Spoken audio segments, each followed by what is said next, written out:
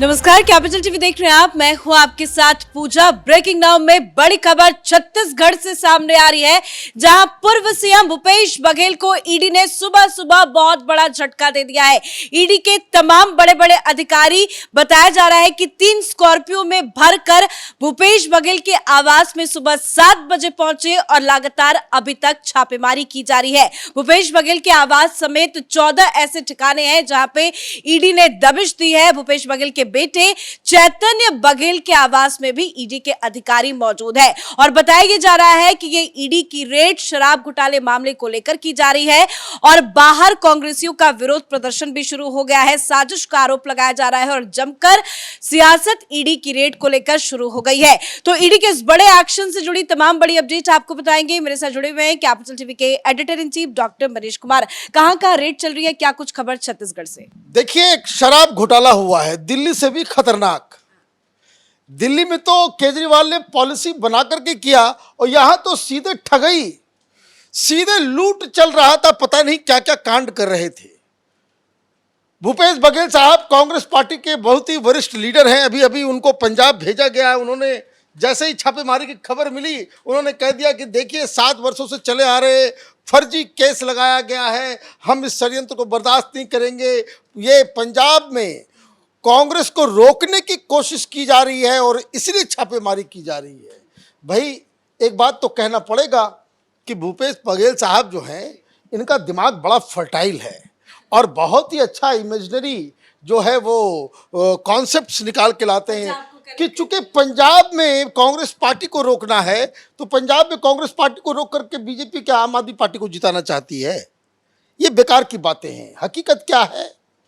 हकीकत ये है कि ये केस बहुत ही, इसको कह सकते हैं, ओपन एंड शट केस है।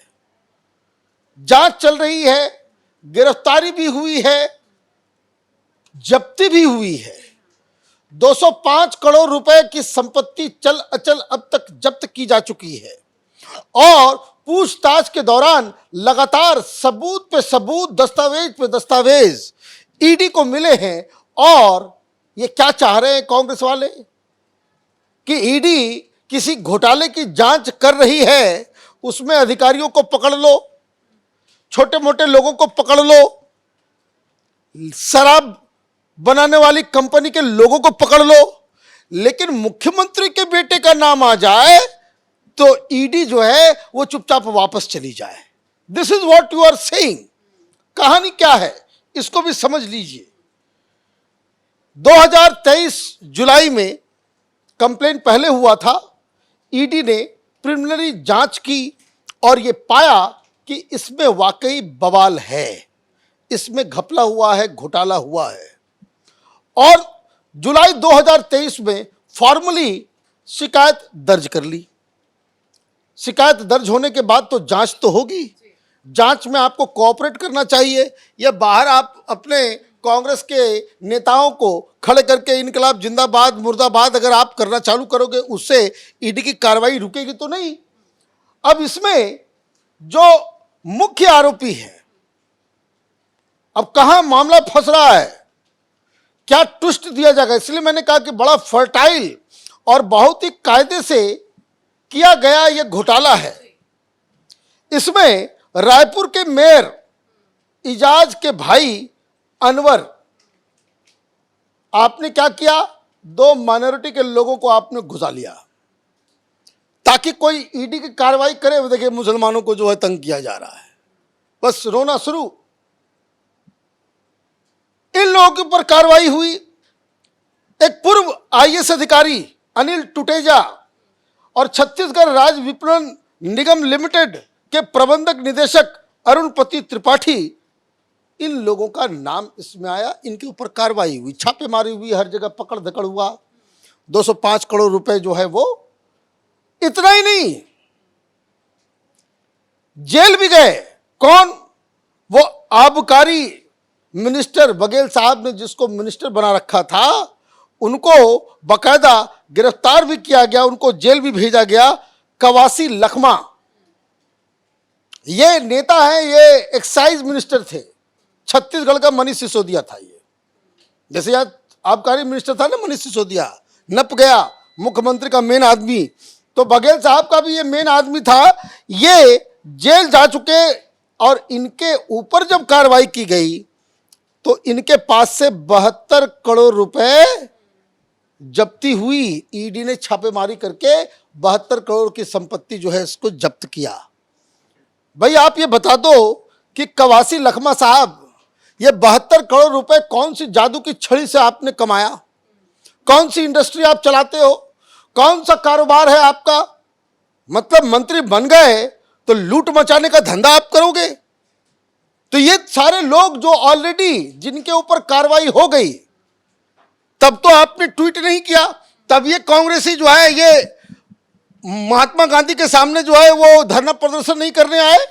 मतलब छोटे छोटे लोगों के ऊपर कार्रवाई हो जाए तो कोई बात नहीं, लेकिन मुख्यमंत्री का बेटा है और उसके बाहर भी प्रोटेस्ट कर रहे हैं, विधानसभा के अंदर भी हंगामा। भाई करते रहे, उससे प्रोटेस्ट तो वो उनका तो डेमोक्रेसी है, वहां तो उनका अधिकार है, वो करते रहेंगे, उससे कोई फर्क थोड़ी पड़ रहा सर है। ये आपने पूरा मामला समझाया, इस पूरे मामले में अब चैतन्य बघेल कैसे फंसते नजर आ रहे हैं? उनका भी नाम है और उनके आवास में भी ईडी के अधिकारी मौजूद हैं, उनके आवास सुबह सुबह पहुंचे। ईडी की रेड उनके खिलाफ क्यों की जा रही है? देखिए, जब कोई भी इस तरह का बड़ा घोटाला होता है राज्यों में खास करके, तो मुख्यमंत्री, राज्य का गृह मंत्री उस लेवल पे जब तक क्लियरेंस ना हो, उनके नॉलेज में जब तक ना हो, तब तक इस तरह का बड़ा घोटाला आप कर ही नहीं सकते। क्यों नहीं कर सकते? क्योंकि ईडी ने जांच में क्या पाया? जांच में यह पाया गया कि इन लोगों ने ब्यूरोक्रेट्स, राजनेताओं, आबकारी विभाग के ऑफिसर्स, सीनियर ब्यूरोक्रेट्स, कुछ नेता, मेयर, मंत्री, इन सब लोगों ने मिलकर के एक कॉकस बना करके रखा हुआ था, एक गैंग, एक सिंडिकेट बनाया हुआ था, एक सिंडिकेट बनाया हुआ था। अभी जैसे एक एग्जाम्पल मैं आपको दे दूं, ये बड़े बड़े नेता बंगाल में फंसे, चाहे वो नौकरी दिलाने वाला घोटाला हो, चाहे गौ माताओं को बांग्लादेश भेजने का मामला हो, गौ तस्करी। भाई मंत्री क्यों फंस रहे हैं? क्योंकि इस तरह का ऑर्गेनाइज क्राइम बिना सरकार में बैठे लोगों की सहमति से ये पॉसिबल नहीं है। तो ये सारे लोग कर रहे थे, क्या कर रहे थे? ये कॉकस, ये गैंग, ये सिंडिकेट इन लोगों ने क्यों बनाया था? तो ये लोग, जो ईडी की तरफ से कहा गया कि इस सिंडिकेट पे समांतर आबकारी प्रणाली संचालित करने का आरोप है। अब ये जितना भी शराब का धंधा होता है सरकार की नजरों में होता है, पॉलिसी के तहत चलता है। ईडी क्या कह रही है कि ये चीफ मिनिस्टर का बेटा, मंत्री, मेयर, अधिकारी, ब्यूरोक्रेट्स, ये सब मिलके एक पैरेलल चला रहे थे। सरकारी शराब अलग चल रहा है और पैरेलल शराब अलग चल रहा है। क्या किया था इसमें? जिसमें बिना सही डॉक्यूमेंट के सरकारी दुकानों के जरिए बेहिसाब शराब बेची गई। मतलब लूट जितना मचा सकते हो मचाओ, क्योंकि एक एक बॉटल जो शराब बिक्री होती है उसका टैक्स सरकार के खजाने में जाता है। आपने फर्जीवाड़ा से वहां पे पैरेलल शुरू कर दिया, बिना विभाग के नजर में आए आप जो है शराब वहां बेच रहे थे। अब शराब बेच रहे थे तो उसका तो कोई डॉक्यूमेंट आया नहीं सरकार के पास। कितनी शराब बिकी तो मालूम चला एक दुकान है, 10,000 बोतल गया, उसमें 1,000 बोतल जो है वो उस पर टैक्स सरकार को मिल रहा है। 9,000 बोतल के ऊपर जो है उसका जो कमाई है वो भाई साहब लोग खा लिए। यही तो सीधा सीधा है। अब इसके लिए उतना रॉकेट साइंस की तो आवश्यकता नहीं है। और पकड़ा क्या गया है? पकड़ा यह गया है कि इसमें कम से कम, अभी प्रिलिमिनरी जांच है, पूरा टोटल नहीं है, सिर्फ 2019 से 2022 के बीच 2,161 करोड़ रुपए का नुकसान छत्तीसगढ़ सरकार को। और अब यह बताया जा रहा है कि इसको सुविधाजनक बनाने के लिए कि स्मूथ चले, चाहे पुलिस पकड़ेगी नहीं, मंत्री जी खुद हैं, एक्साइज डिपार्टमेंट के अधिकारी खुद हैं, मंत्री, अधिकारी, चीफ मिनिस्टर का बेटा सब इन्वॉल्व है, तो कोई सवाल नहीं उठाएगा। लेकिन जब ये हुआ तो मालूम चला कि सिस्टम में अवैध शराब की बिक्री को सुविधाजनक बनाने के लिए डुप्लीकेट होलोग्राम और बोतलों का इस्तेमाल किया। तो जो आप शराब खरीदते हैं तो उस पर होलोग्राम रहता है, बॉटल का एक ये होता है। आपने क्या किया, ये सब कुछ बदल दिया। जिसको जो करना है सो करो। कोई बता रहा है कि भाई झारखंड से भी माल आ रहा है, इधर उधर से भी माल आ रहा है, पूरा आप जो है बेचो पिलाओ, जो करना है सो करो। लेकिन जो पैसा, जो एक्साइज टैक्स वो जाना चाहिए सरकार के खजाने में, ये भाई साहब लोग अपने पॉकेट में ले जा रहे थे। तो ये घोटाला नहीं है तो घोटाला होता क्या है? अगर ये घोटाला नहीं है तो घोटाला होता क्या है? कि आप, जनता शराब खरीद रही है, जो पैसा सरकार के पॉकेट में जाना चाहिए वो आपके पॉकेट में जा रहा है। यही कांड तो दिल्ली में हुआ। दिल्ली में कानून बना करके किया गया, एडवांस में किया गया। यहाँ दूसरे तरीके से, इलीगल तरीके से एक पैरेलल सिस्टम आपने बना दिया और उसके बाद लूट रहे थे। तो अब देखिए, इसका ना रिश्ता पंजाब से है ना कांग्रेस पार्टी से है। इसका रिश्ता जो है सीधा सीधे भ्रष्टाचारियों से है। कई सारे लोग नप गए हैं।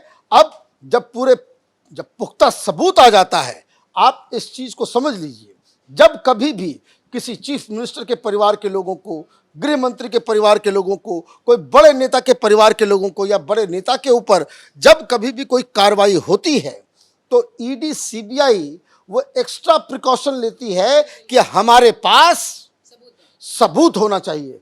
तो सबूत मिला, कार्रवाई हुई, कांग्रेस नपी। धन्यवाद सर अपडेट के लिए। तो जिस तरह से दिल्ली में शराब घोटाला हुआ, ठीक वैसे ही छत्तीसगढ़ में घोटाला हुआ है। छत्तीसगढ़ में भी इस पूरे मामले को लेकर पिछले कई सालों से छापेमारी भी हुई, कईयों की गिरफ्तारी भी हुई, जब्ती भी हुई। लेकिन अब ईडी ने बड़ा एक्शन लेते हुए भूपेश बघेल के खिलाफ बड़ी कार्रवाई की है। 14 से ज्यादा ठिकानों में छापेमारी चल रही है। भूपेश बघेल के बेटे चैतन्य बघेल के ठिकानों पर भी ये छापेमारी की जा रही है और हो सकता है ईडी बहुत जल्द बड़ा एक्शन ले, क्योंकि शराब घोटाले के खिलाफ ईडी के पास पुख्ता सबूत है और उन्हीं सबूतों के आधार पर ईडी ने बड़ा एक्शन लेते हुए अलग अलग ठिकानों में रेड की कार्रवाई शुरू कर दी है। इस बड़ी खबर में मेरे साथ फिलहाल इतना ही। कैमरा पर्सन रवि के साथ मैं पूजा, कैपिटल टीवी।